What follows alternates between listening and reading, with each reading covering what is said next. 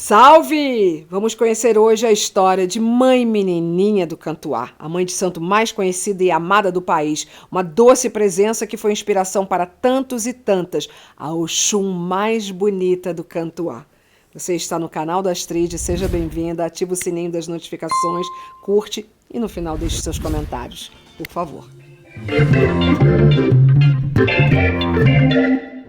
Mãe Menininha do Cantuá, a mais famosa mãe de santo do Brasil, uma referência fundamental no candomblé. Seu terreiro sempre foi um espaço aberto para receber dos mais humildes aos mais ilustres cidadãos.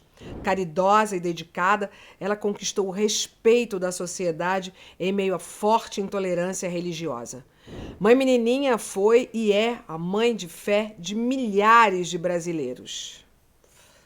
Maria Escolástica da Conceição Nazaré nasceu em fevereiro de 1894, 6 anos depois da abolição da escravatura, num sobrado da antiga Rua da Assembleia, no centro da cidade de Salvador.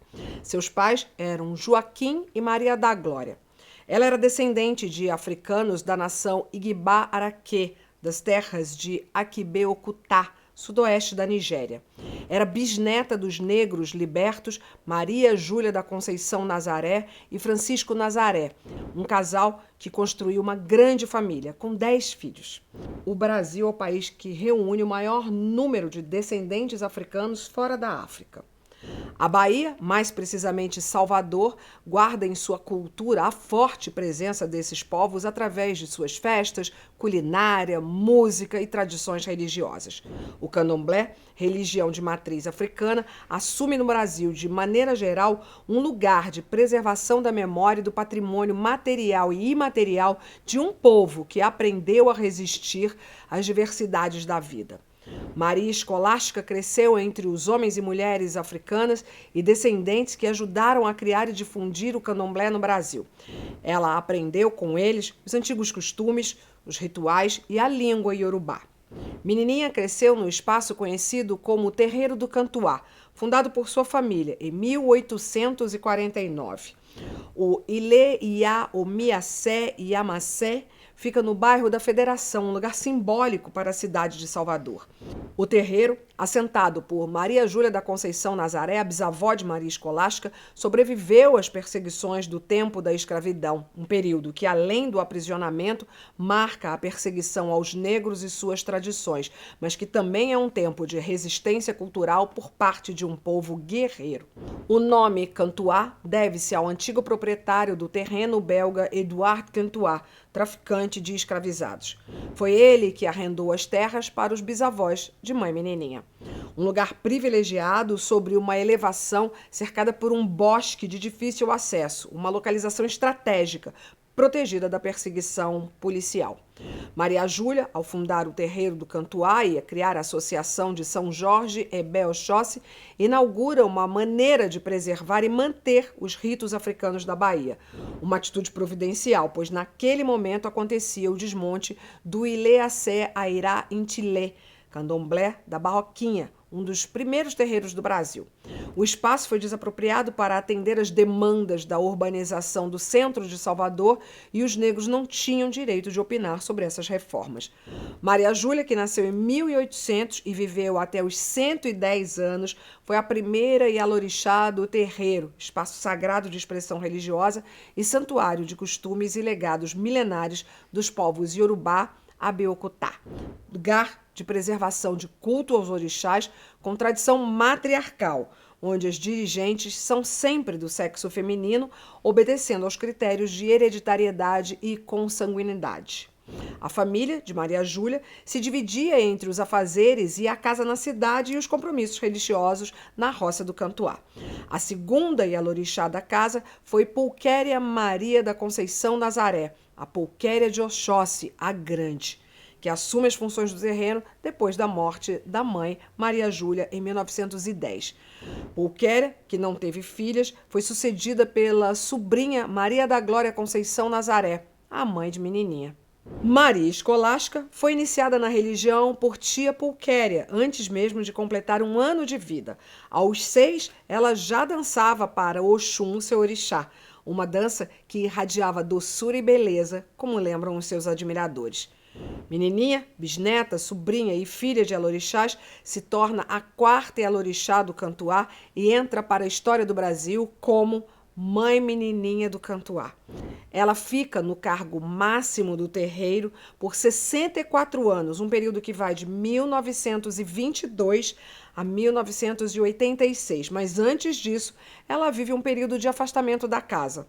A morte prematura da mãe fez ela pensar se conseguiria assumir tamanha responsabilidade ainda tão novinha, como gostava de explicar. Foi um momento de grande reflexão para tomar uma decisão séria e irreversível, mas por insistência e escolha dos orixás, ela aceitou e, a partir de então, fez o melhor que pôde. Em fevereiro de 1922, numa missa feita por Pulquéria, que era minha madrinha e tia, os orixás quiseram logo escolher quem ficaria tomando conta da casa e me aconselharam. Eles mesmos me deram posse. Não foram pessoas, não. Primeiro foi Oxóssi, depois Xangô, Oxum, Obaluaê. Mãe Menininha tinha 28 anos quando assumiu a liderança do terreiro. Com doçura, carisma e diplomacia, ela foi ganhando a confiança dos filhos mais antigos da casa, que inicialmente torceram um pouco o nariz para a juventude da nova responsável pelo Cantuá. Mãe Menininha era casada com o advogado sergipano Álvaro MacDowell de Oliveira, que já era viúvo e tinha uma filha. Mãe Menininha e Álvaro tiveram 2 filhas, Cleusa, nascida em 1923, e Carmen, nascida em 1928, iniciadas desde cedo no candomblé, seguindo a tradição da casa. Álvaro já conhecia o candomblé e, quando casou com a Menininha, sabia que teria que dividir a mulher com os tantos filhos da religião dela. Álvaro sempre muito presente e participativo na vida da família. Ele defendia, como advogado, os interesses do terreiro do Cantuá e, ao mesmo tempo, acompanhava a formação das filhas Cleusa, que fez medicina e se formou em obstetrícia, e Carmen, que estudou contabilidade. A neta, Mônica Millet, lembra sempre sobre o avô. Vovô Álvaro era um branco e erudito, um homem que respeitava a religião dela, Mãe Menininha. A casa 17, aqui em frente ao Cantuá, era dele. Segundo o que contam, ele ajudou muitas vezes a fazer as lembranças da festa de Oxum, de Obaluaê, de Nanã. Tinha um respeito e carinho muito grande pelo vovô. Mãe Menininha, em seus primeiros tempos à frente do terreiro, dividiu as obrigações religiosas com a família e o trabalho, assim como as outras Yalorixás.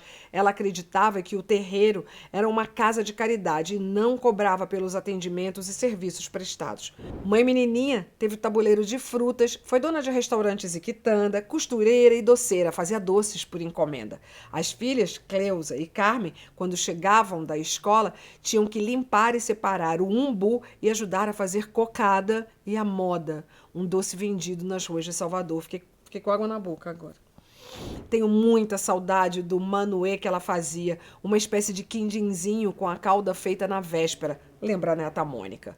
Mas os compromissos com um número cada vez maior de filhos de santo ocupavam cada vez mais o tempo da Yalorixá. Além de 2 filhas e dos filhos de santo, havia também os filhos de criação, porque a casa estava sempre aberta para quem precisasse.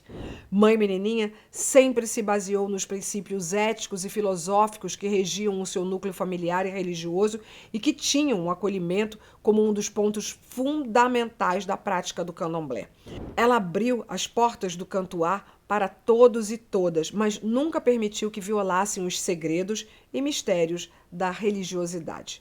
Mãe Menininha, com sua doçura, conquistava visitantes e praticantes. Ela recebia seus filhos sentada numa cadeira tipo trono, com as indumentárias, batas e saias bordadas e muitos colares e pulseiras. Uma filha de Oxum. Gostava de conversar, de fazer amigos, de contar histórias e de dividir um pouco da sua serenidade com os que a procuravam. Mãe Menininha enfrentou muitos preconceitos e perseguições. Os terreiros eram frequentemente invadidos pela polícia. Na década de 1930, a Lei de Jogos e Costumes só permitia as festas de terreiro em determinados horários. Em 1976, a partir de um decreto do então governador da Bahia, Roberto Santos, as casas de candomblé foram liberadas declaradas para a obrigação de licença e do pagamento de taxas à Delegacia de Jogos e Costumes. No final da década de 1940, depois de perder o marido e de atravessar uma série de problemas de saúde, ela nunca mais dançou no terreiro, mas continuou nos atendimentos. Vovó tinha uma disposição para atender as pessoas que era fora do comum, uma capacidade de compreensão rara e também tinha uma vidência que eu nunca vi em mais ninguém, em harmonia com o orixá, com o jogo de búzios, que era uma dádiva de Oxum. Tudo que saísse nos búzios dela seria uma resposta. Mãe Menininha sempre se mostrou disponível nos mais de 60 anos de liderança a explicar o que o candomblé é a quem se interessasse. Ela mantinha um bom relacionamento com governantes, artistas e intelectuais e também conquistou o respeito de líderes de outros terreiros e sacerdotes católicos. Além disso, sabia cantigas, poemas e orações, muitas orações. Foi ela, no final dos anos 1960, que conduziu os rituais fúnebres, o axexê, de Mãe Senhora, outra grande alorixá. Sob seu comando, o terreiro do Cantuá se tornou um dos mais procurados e respeitados da Bahia, um lugar de referência para os baianos Jorge Amado, Caribé, Dorival Caymmi, Caetano Veloso, Gal Costa, Maria Bethânia e muitos outros. Apesar de tanta fama, ela mantinha uma rotina simples, mas com firmeza. Ninguém fazia nada sem consultar a Ialorixá. Todos os dias, às 10 da manhã, a antessala de seu quarto já estava lotada de gente à procura de um alento. Ela gostava de gatos e de comer um escaldadinho de carne de sertão ou de peixe com pirão e um molhinho de pimenta. E adorava ver televisão. Compreensiva, tolerante, mas enérgica também. Não aceitava e dava broncas em qualquer um que se descuidasse com as obrigações litúrgicas. Em determinadas ocasiões, ela se reservava ao silêncio. Mãe Menininha recebeu muitos títulos, homenagens e medalhas. Ela foi nomeada pelo grupo Filhos de Gandhi como madrinha do afoxé. O compositor Dorival Caymmi compôs a música Oração da Mãe Menininha, gravada por Gal Costa e Maria Bethânia, iniciadas no candomblé por Mãe Menininha. Ah, minha mãe menininha do Cantuá. Jorge Amado escreveu sobre ela. Mãe Menininha está acima de toda e qualquer divergência de ordem política, econômica ou religiosa. É a Ialorixá de todo o povo da Bahia. Sua mão se estende, protetora sobre a cidade. Não se trata nem de misticismo, nem de folclore, e sim de uma realidade do mistério baiano. A estrela mais linda,